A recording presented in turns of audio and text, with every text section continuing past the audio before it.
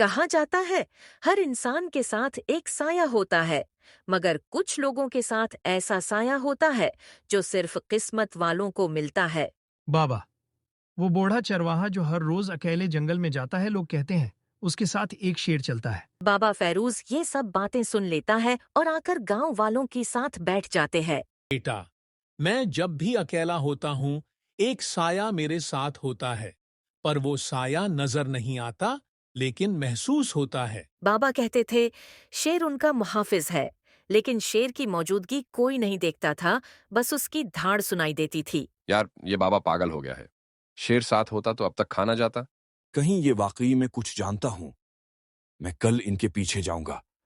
नौजवान बाबा का पीछा करता है। बाबा नमाज पढ़ते हैं, फिर खामोशी में कुछ पढ़ते हैं और बकरियां चुपचाप घास खा रही होती हैं।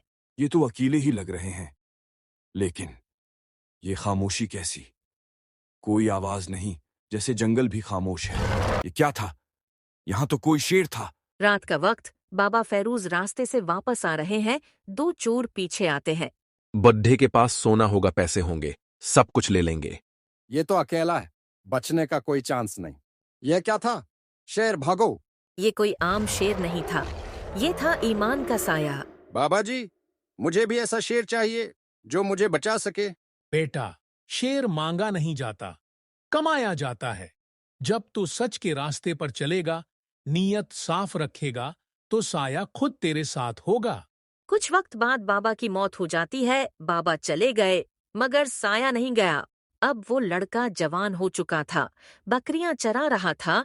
चंद बदमाश उसे घेर लेते हैं। अब तो बाबा भी नहीं रहे, अब तेरा बचाने वाला कौन है?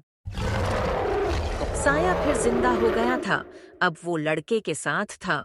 बाबा जी सच कहते थे, साया नियत का होता है, और नियत हो तो जंगल भी दोस्त बन जाता है। ये दुनिया ज़ाहरी आंख से देखी जाती है, मगर असल ताकत अंदर की रोशनी से नजर आती है।